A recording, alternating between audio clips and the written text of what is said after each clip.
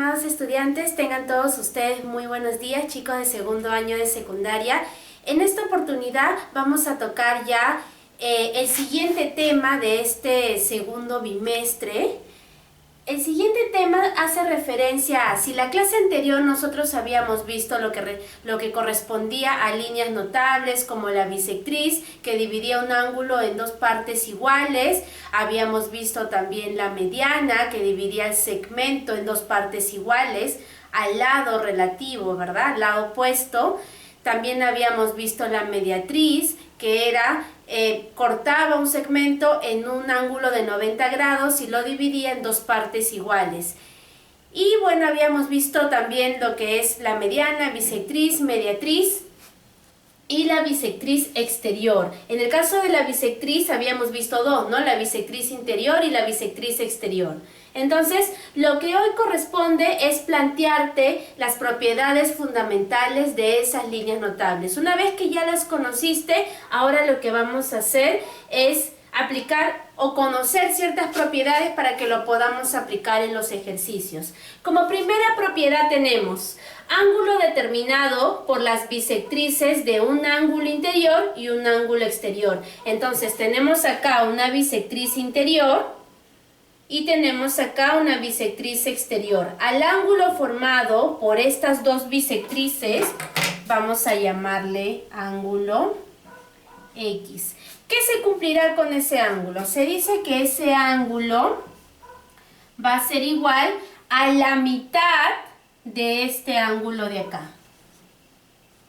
A la mitad. Entonces este angulito va a ser igual a la mitad de este ángulo de acá. Siempre. Eso es lo que se cumple cuando uno una bisectriz interior con una bisectriz exterior. Propiedad número 2. Me dice que al ángulo determinado por las bisectrices de dos ángulos interiores, o sea, acá tenemos dos bisectrices interiores, esta bisectriz parte del vértice A y lo divide en dos partes iguales. Esta bisectriz parte del vértice C y lo divide en dos ángulos iguales. La unión de esas dos bisectrices se van a unir o se van a intersectar en el punto I. Esto vendría a ser el incentro, que ya más adelante veremos como un punto notable, unión de bisectrices interiores. Entonces, esa unión de las bisectrices interiores, de estas dos bisectrices interiores, le vamos a poner X. ¿Y a qué será igual X? Decimos que X va a ser igual a 90, siempre va a ser igual a 90 grados, más la mitad de este angulito, el de acá, el del tercer vértice, más la mitad del angulito del tercer vértice. Eso se cumple con la unión de dos bisectrices interiores. ¿Qué pasará acá con el ángulo de propiedad número 3? Ángulo determinado por las bisectrices de dos ángulos exteriores. Acá tenemos dos ángulos exteriores. Este va a ser el ángulo 2 teta y este va a ser el ángulo 2 beta. Al trazarle una bisectriz exterior va a dividir al ángulo en dos partes iguales. Ángulo exterior. Al trazarle una bisectriz va a dividir este ángulo exterior en dos partes iguales. La intersección de estas bisectrices se van a intersectar en el punto E, que más adelante veremos que este punto es un punto notable denominado excentro, por el cual pasan dos bisectrices exteriores y una bisectriz interior. Entonces, al ángulo formado por esas dos bisectrices exteriores le voy a poner X. ¿Y a qué será igual este X? X será igual a 90, nuevamente 90, pero ahora será menos la mitad de este tercer ángulo. Menos la mitad de este tercer ángulo.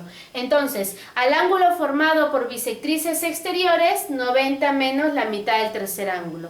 Ángulo formado por bisectrices interiores, 90 más la mitad del tercer ángulo.